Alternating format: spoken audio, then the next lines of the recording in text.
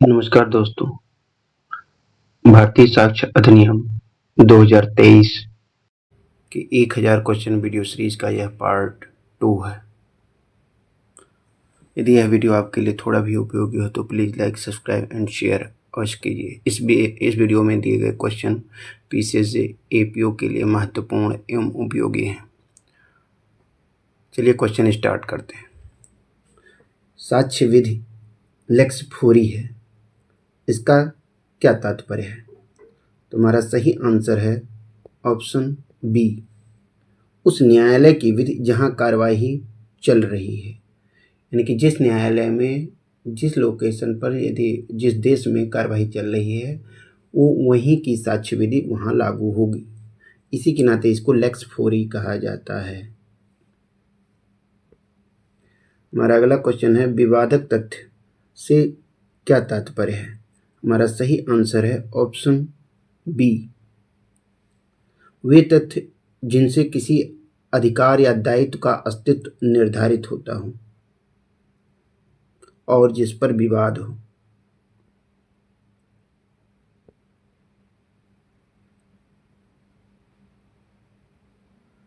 क्या शपथ पत्र साक्ष्य अधिनियम के अर्थ में साक्ष्य है? नहीं, साक्ष्य नहीं है। हमारा अगला क्वेश्चन है शिनाख्त परेड रेलिवेंट है? हमारा सही आंसर है ऑप्शन ए, भारतीय साक्ष्य अधिनियम की धारा 7 में और इंडियन एविडेंस एक्ट की धारा 9 में। साक्ष्य अधिनियम के तहत दस्तावेज में शामिल है? हमारा सही आंसर है उपरोक्त सभी। हमारा अगला क्वेश्चन है उपधारणा के कितने प्रकार साक्ष्य अधिनियम में वर्णित हैं? हमारा सही आंसर है ऑप्शन बी, 3 प्रकार के, में, शैल एंड कंक्लूसिव प्रूफ।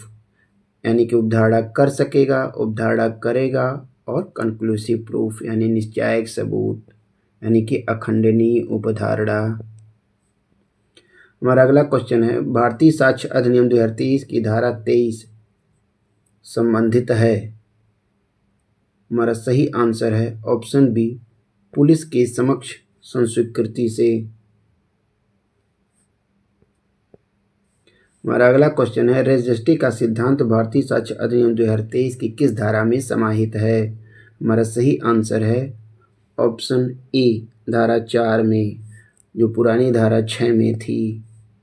हमारा अगला क्वेश्चन है क पर ख की लाठी से मारकर हत्या करने का आरोप है। लाठी मारते समय क या ख या पास खड़े व्यक्तियों ने जो कुछ कहा वह सुसंगत है। तो वह सुसंगत है भारतीय साक्ष्य अधिनियम की धारा 4 में। हमारा अगला क्वेश्चन है साक्ष्य विधि कैसी विधि है? हमारा सही आंसर है ऑप्शन डी, बी एवं सी, यानी कि प्रक्रियात्मक विधि और स्थानिक विधि, यानी लेक्स फोरी। हमारा अगला क्वेश्चन है निम्नलिखित में से कौन सा तथ्य की परिभाषा में आता है? हमारा सही आंसर है ऑप्शन डी, उपरोक्त सभी। किसी व्यक्ति ने कुछ सुना या देखा, यह तथ्य है। किसी व्यक्ति की कोई प्रतिष्ठा है, यह भी तथ्य है। किसी व्यक्ति का कोई विशेष आशय है, यह भी एक तथ्य है। हमारा अगला क्वेश्चन है विवादक तथ्य का अर्थ है ऐसा तथ्य जो, ऑप्शन डी सही है इसमें।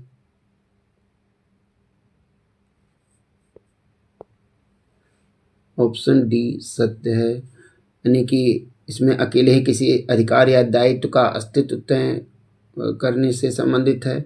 अन्य तथ्यों के साथ मिलकर यह अधिकार या अस्तित्व को तय करता है। पक्षकारों द्वारा वह विवादित होता है, इसलिए सही ऑप्शन डी है, उपरोक्त सभी। हमारा अगला क्वेश्चन है अन्यत्र उपस्थिति का नियम किस धारा में दिया गया है? हमारा सही आंसर है ऑप्शन ए, धारा 9 भारतीय साक्ष्य अधिनियम। हमारा अगला क्वेश्चन है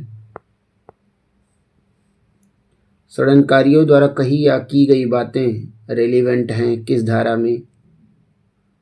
तो हमारा सही आंसर है ऑप्शन ए, धारा 8 में। हमारा अगला क्वेश्चन है, क पर एक पत्र प्रकाशित करके ख की मानहानि करने का आरोप है। क द्वारा पहले लिखे गए पत्र जो ख के प्रति विद्वेष दर्शाते हैं सुसंगत हैं।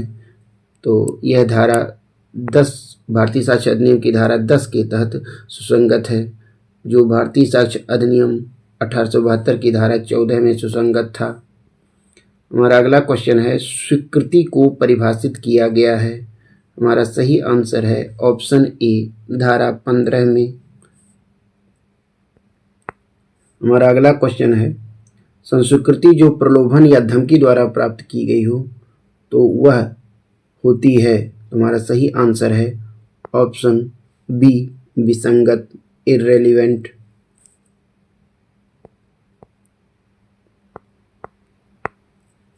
हमारा अगला क्वेश्चन है, पुलिस अधिकारी के समक्ष की गई संस्वीकृति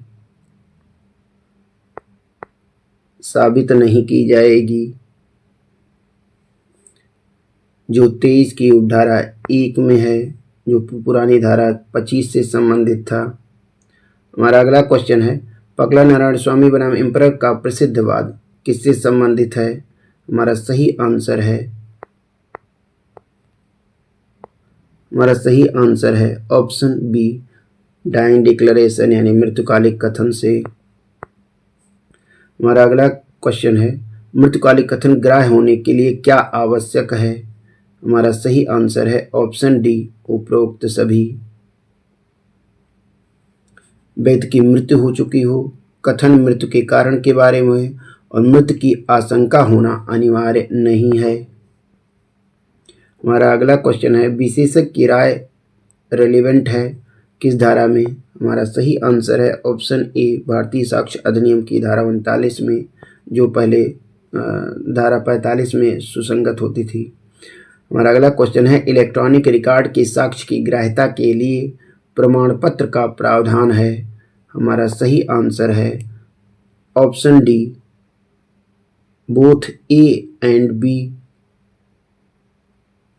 यानी कि भारतीय साक्ष्य अधिनियम की धारा 63 की उपधारा 4 में है और इंडियन एविडेंस एक्ट की धारा 65 बी में था, इसलिए सही आंसर ऑप्शन डी हो जाएगा। हमारा अगला क्वेश्चन है, प्राथमिक साक्ष्य का अर्थ है। हमारा सही आंसर है ऑप्शन ए दस्तावेज की मूल प्रति प्राथमिक साक्ष्य होती है। हमारा अगला क्वेश्चन है, प्राथमिक साक्ष्य को धारा 57 में परिभाषित किया गया है। हमारा अगला क्वेश्चन है, मौखिक साक्ष्य हमेशा होना चाहिए तो प्रत्यक्ष होना चाहिए। हमारा अगला क्वेश्चन है,